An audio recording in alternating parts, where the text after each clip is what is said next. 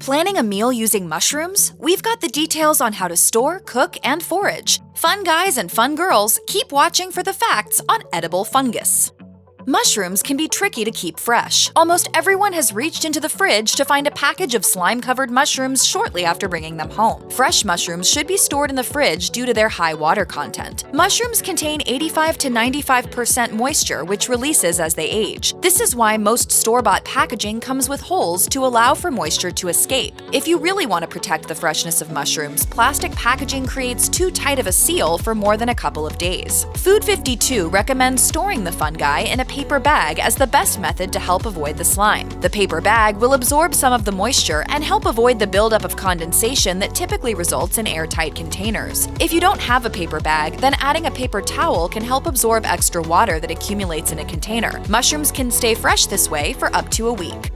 According to the Centers for Disease Control and Prevention, it's important to wash fruits and veggies in running water, especially if you intend to consume them raw. Proper washing helps ensure any pathogens lingering on the produce are killed. That said, fresh mushrooms, which are fungi, are not to be treated like other plants. Many home cooks wrongly believe that you can't rinse off mushrooms before cooking. Remember, a quick rinse isn't the same as washing apples from the grocery store. Martha Stewart recommends placing your mushrooms in a water bath and then patting dry, but warns you'll need to use them right away. Washed mushrooms don't last long in the fridge. The hollow and spongy morels are an exception. Brush the textured mushrooms first before using any water. Even though water isn't a major problem for mushrooms, Bon Appetit recommends skipping the faucet and instead brushing mushrooms off with a wet towel. The cooking site especially recommends wiping wild porous mushrooms such as shiitakes, maitakes, lobsters, chanterelles, oysters, and morels, and goes as far as to recommend skipping the cleaning entirely if the mushrooms were bought from a reputable store or farmer's market. This is because mushrooms are prone to absorbing liquid, so mushrooms might be soggy if you're not cooking them afterward.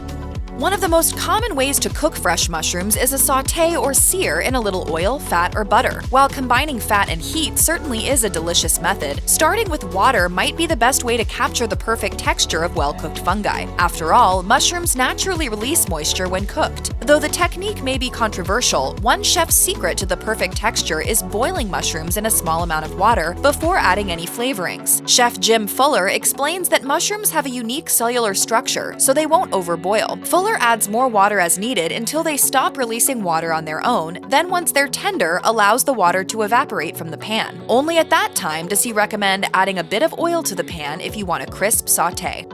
One big myth is that mushrooms should be cooked at low heat to avoid burning. This couldn't be further from the truth. Mushrooms are full of water. For this reason, high heat is best to evaporate moisture. Fine Cooking explains that common white mushrooms will release their water during cooking, resulting in the fungi steaming and boiling in their own juices if the heat isn't high enough. And this makes it tough to get a nice brown on your mushrooms. Plus, you'll end up with soggy fungi. This is also why the site recommends avoiding overcrowding in the frying pan and instead suggests putting in a small batch at a time so the liquid from each can burn off before more are added. The best method to sauté is by cooking mushrooms in small batches in a heavy pan where the oil is sizzling. If you're going to choose to sauté, might as well make the best mushrooms possible. Cooking mushrooms takes a bit of prep. Whether you're sautéing, grilling, or boiling mushrooms, you likely begin by chopping off and removing the stems. But don't make the mistake of discarding those stems into the garbage. For mushroom varieties with delicate stems, the stems can typically be chopped up and included in the dish along with the caps. Woodier stems from styles such as shiitake still make good mushroom stock, even if they're not ideal for eating. You could also keep and dry the stems and use the grindings to create a tea. Food 52 also suggests using your removed stems in sauces, pasta dishes, or a vegetable pâté.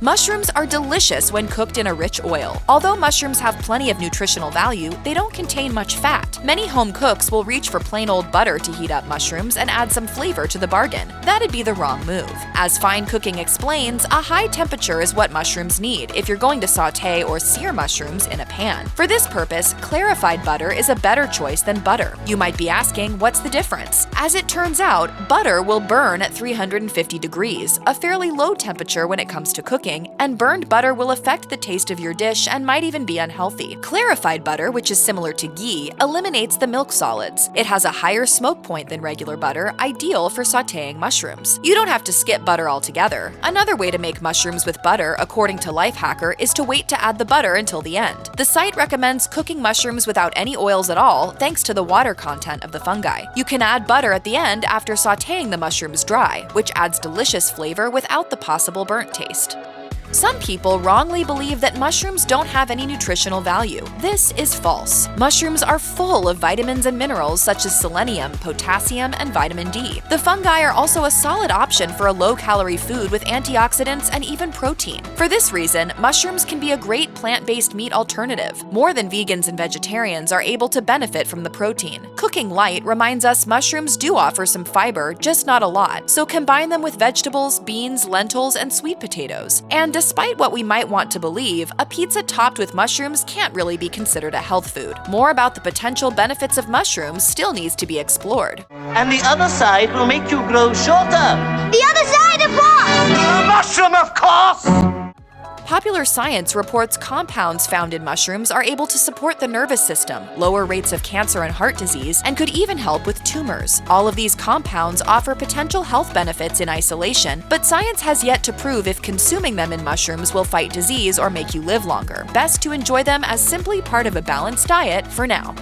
Vitamin D is important to health because it helps the body absorb calcium, resulting in strong bones, muscles, and the immune system. Mushrooms are also sometimes touted as one of the few non-animal sources of vitamin D. But as it turns out, that's a hard maybe. Harvard School of Public Health explains that commercially sold fungi are often grown in controlled indoor environments, so they may not contain much vitamin D unless the grower exposes the plants to sunlight or uses UV lamps. The health site also explains that some varieties like white button, shiitake, and oyster mushrooms tend to contain less vitamin D because they flourish in lower light conditions. Dried mushrooms will offer a denser concentration of nutrients if stored in a cool, dry location. So you might get the most vitamin D out of your mushrooms if you pay attention to the growing conditions, or you're lucky enough to buy from a local grower who will tell you. The trick is knowing which mushrooms you're buying.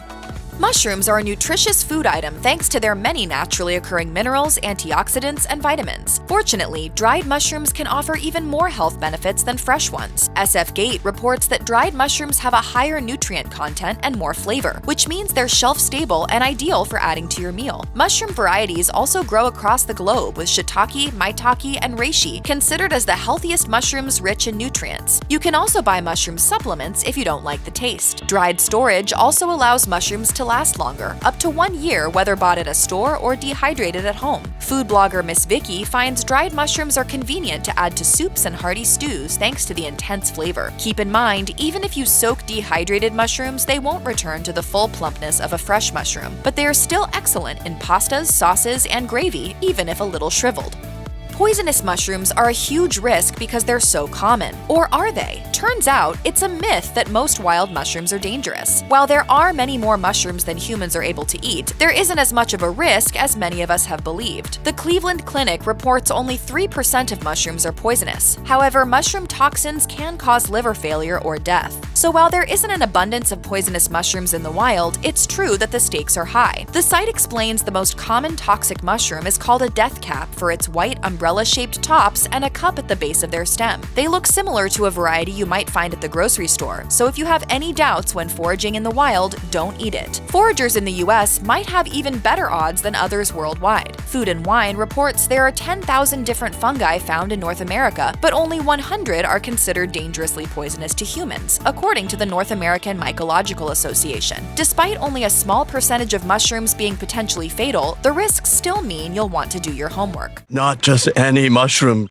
Foraging for food has become a major trend in the culinary world. Sourcing seasonal vegetables, herbs, and honey is commonplace for people living in rural and urban areas all over the country. Foraging for mushrooms is one of the major trends that isn't as simple as doing some research online. People who are uneducated when foraging for mushrooms could be hospitalized or worse if they wind up eating a poisonous variety. The reality is that due to the multitude of mushroom species, there are multiple visual characteristics that need to be identified and compared to a guidebook to know if a specific specific mushroom is toxic or not, although there is a chemical test strip that is becoming available. One pervasive myth is simply touching a toxic mushroom could land you in trouble. This is not true. The toxins must be ingested to sicken you. Tree Hugger recommends examining the mushrooms to better identify the characteristics and even bringing 2 baskets for dividing any uncertain mushrooms for a closer inspection before cooking. Leave your dog at home though. Accidents are more common with pets that eat the wrong mushroom and get sick as a result.